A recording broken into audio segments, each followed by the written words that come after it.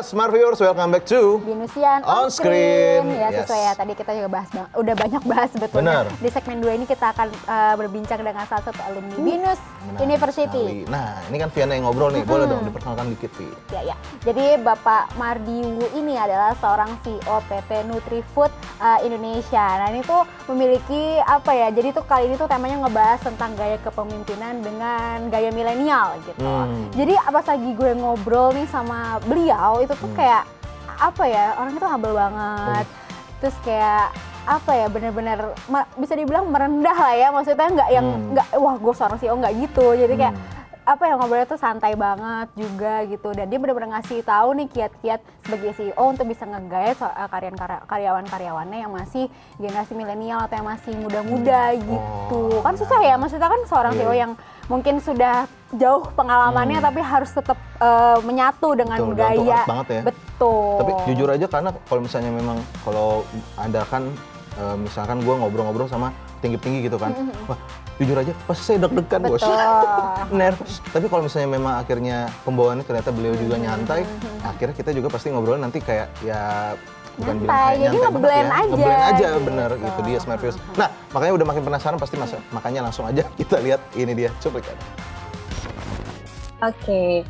Halo Smart Viewers, dan pada episode kali ini kita akan berbincang-bincang dengan seorang yang pernah mendapatkan penghargaan sebagai The Top 10 Best CEO versi majalah SWA dan pada tahun 2018, dan di mana beliau ini berusaha mendorong dan merangsang karyawannya untuk komunitas di sekelilingnya untuk menghasilkan gagasan dan inovasi baru.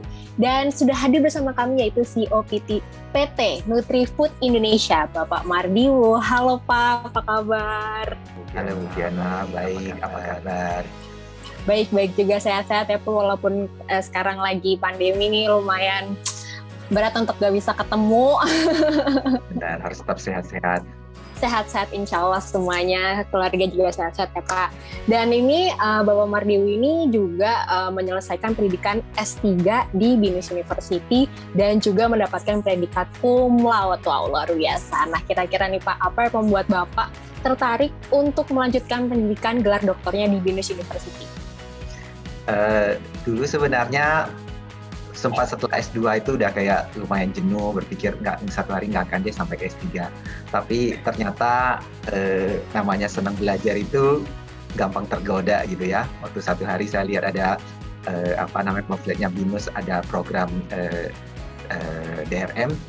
Terus saya lihat pikir-pikir kayaknya cukup menarik ya, supaya bisa dapat scientific background, scientific foundation buat praktik-praktik manajemen yang kami lakukan di Nutrifood, yang beberapa hal kelihatan cukup unik gitu. Jadi sebenarnya buat praktisi bisa punya jembatan ke dunia akademis itu mungkin akan satu hal yang cukup menarik, supaya apa yang kami lakukan itu lebih punya fondasi yang lebih kuat. Oke, jadi emang lumayan challenging diri sendiri ya untuk kayak oke lah saya sekolah lagi aja, kurang lebih kayak gitu ya Pak ya, karena kan dari tadi saya sempat cerita kalau misalnya udah S1 S2 itu lumayan sedikit jenuh gitu, tapi tetap mau lanjutin S3-nya seperti itu ya Pak. Sama kurang lebih 20 tahun ya Bapak juga berkarya bersama Nutrifood. Nah sebenarnya mungkin apa sih Pak yang membuat Bapak bertahan di PT Nutrifood selama 20 tahun nih, udah 2 dekade? Tepatnya sebenarnya sudah lebih dari 25 tahun. Wow, benar gak sih? Iya benar kan? 95, ya benar-benar udah lebih dari 25 tahun. Iya. Apa yang buat saya bertahan karena purpose-nya Nutrifood gitu ya. Satu hal yang buat kita bertahan di satu tempat pasti ada alasan sesuatu yang lebih intrinsik gitu. Saya melihat bahwa tujuan hidup saya align banget dengan visi misinya Nutrifood untuk menginspirasi makin banyak orang untuk hidup lebih sehat gitu. Jadi kalau tujuan kita align dengan tujuan organisasi, itu benar-benar buat apa yang kita kerjakan itu lebih bermakna, dan kita menjadi jauh lebih termotivasi untuk melakukan hal itu gitu. Dan bukan cuma menginspirasi orang hidup secara sehat secara fisik, tapi juga secara mental gitu ya. Karena di Nutrifood memang kami punya culture yang cukup unik, kami punya praktik-praktik manajemen yang cukup unik, dan di mana praktek manajemen tersebut kemudian membantu membuat engagement karyawan itu jauh lebih baik, dan menurut saya itu satu kebaikan yang luar biasa, dan itu yang membuat saya termotivasi untuk terus berkarya di Nutrifood. Dan juga kan sebagai CEO PT Nutrifood sendiri, ini gimana sih Pak mungkin gaya kepemimpinan Bapak Mardi gitu terhadap setiap individu tim yang bekerja? Karena kurang lebih kan selama 20 tahun ini kira-kira ada nggak sih mungkin perbedaan generasi gitu kan dari tahun 95 sampai sekarang dengan macam banyak pergantian tim dari yang masuk baru, yang lama tuh kira-kira gimana sih Pak gaya kepemimpinan Bapak sendiri? Iya, kami punya sebenarnya di Nutrifood dari dulu gaya kepemimpinannya relatif ya sama gitu ya. Kami lumayan egaliter, lebih kolektif, dan power distance-nya nggak terlalu jauh gitu. Jadi gaya kepemimpinannya lebih egaliter gitu. Itu yang kami lakukan, dan mungkin sekarang menjadi lebih relevan dibanding dengan dulu, karena generasi milenial itu mungkin memang dengan hadirnya dunia digital itu menjadi lebih egaliter, sehingga gaya kepemimpinan yang egaliter itu menjadi lebih relevan gitu.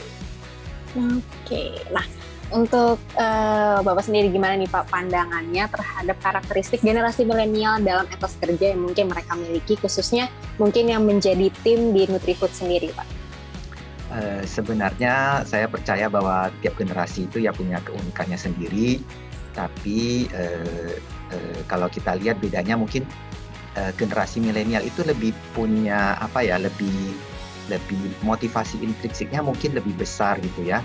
Dulu kami kalau nerima dalam seleksi karyawan itu punya beberapa pertanyaan yang telah kami lakukan cukup lama dari zaman 25 tahun yang lalu sampai sekarang gitu. Dan kita bisa lihat, kalau mau lihat penelitian, kita bisa lihat pergeserannya gitu. Dulu orang-orang lebih tertarik untuk bekerja di satu tempat, itu lebih termotivasi karena faktor-faktor ekstrinsik gitu.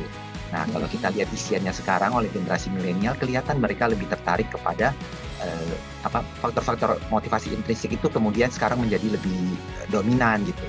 Seperti bagaimana mereka lebih tertarik untuk kerja di perusahaan yang punya purpose yang lebih baik, yang punya suasana kerja yang lebih baik gitu. Oke, nah kira-kira nih Pak, menurut Bapak, seperti apa sih pemimpin yang ideal untuk era digital untuk melihat habit generasi milenial saat ini? Nah, memang kalau seperti tadi yang saya sampaikan, di era digital ini kan informasi lebih terbuka, orang-orang merasa lebih egaliter gitu, makanya kepemimpinannya juga harus menyesuaikan gitu. Kepemimpinannya harus lebih tidak berjarak gitu, artinya lebih terbuka, lebih positif gitu ya.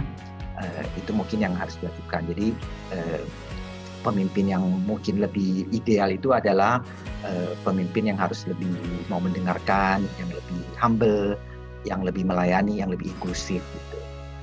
Oke, nah gimana nih Pak untuk mengukur tingkat keberhasilan sebagai seorang pemimpin?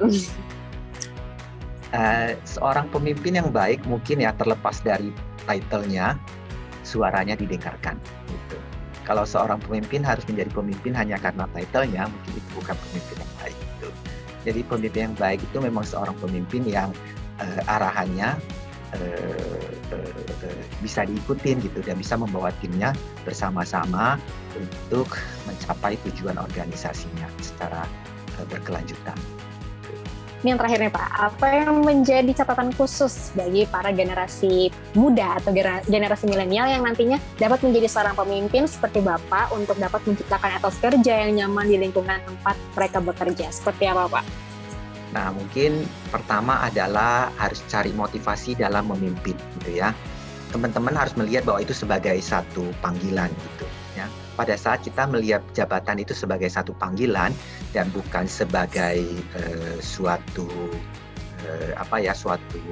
hadiah yang harus dikejar, maka kita akan berjuang untuk melayani dengan baik. Karena sesungguhnya pemimpin itu adalah satu panggilan yang sangat mulia gitu.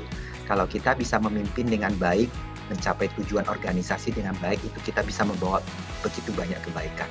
apalagi kita memimpin dengan cara tadi yang mengengage orang-orang untuk bisa merasa bahagia gitu ya. Karena banyak organisasi di mana orang-orang itu tergabung dan kemudian berkarya hanya karena faktor-faktor ekstrinsik, tapi sebenarnya hatinya nggak bahagia gitu.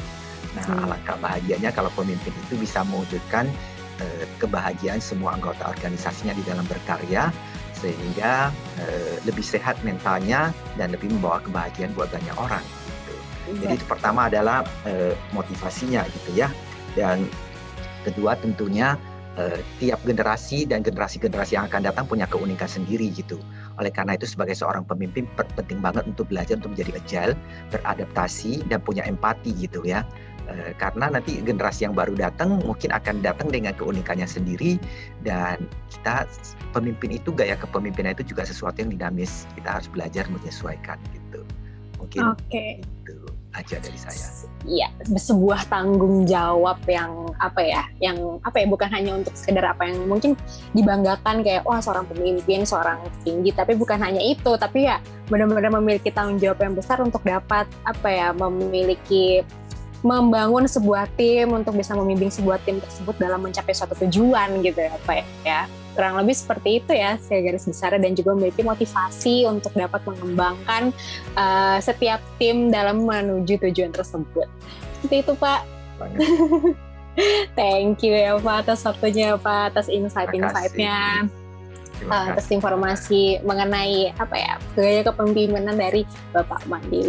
Terima kasih Pak, semoga sehat-sehat selalu, salam untuk keluarga, semoga kita bisa melewati pandemi ini ya Pak ya. Amin. Terima kasih buat waktunya juga, semoga berguna. Iya, terima kasih Bapak dan Smart Viewers. Kita di Binus On Screen masih banyak memiliki informasi, jadi jangan kemana-mana, tetaplah bersama kami.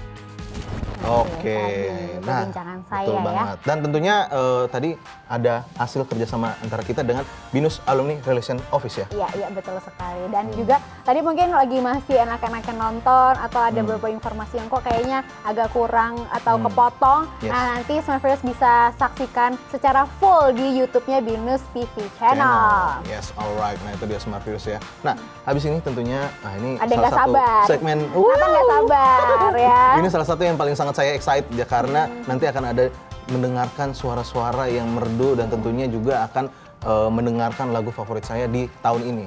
Betul. Gitu. Panjang tahun kayak dari tahun lalu Bapak lagunya emang itu sih. Nggak jauh-jauh gitu ya, pasti emang dari tahun kan. lalu ya lagunya. Iya, tapi daripada penasaran dan juga daripada Nathan nggak sabar, tapi kita break dulu ya Smart Viewers. Jadi jangan kemana-mana, tetaplah bersama kami di Binus On Screen.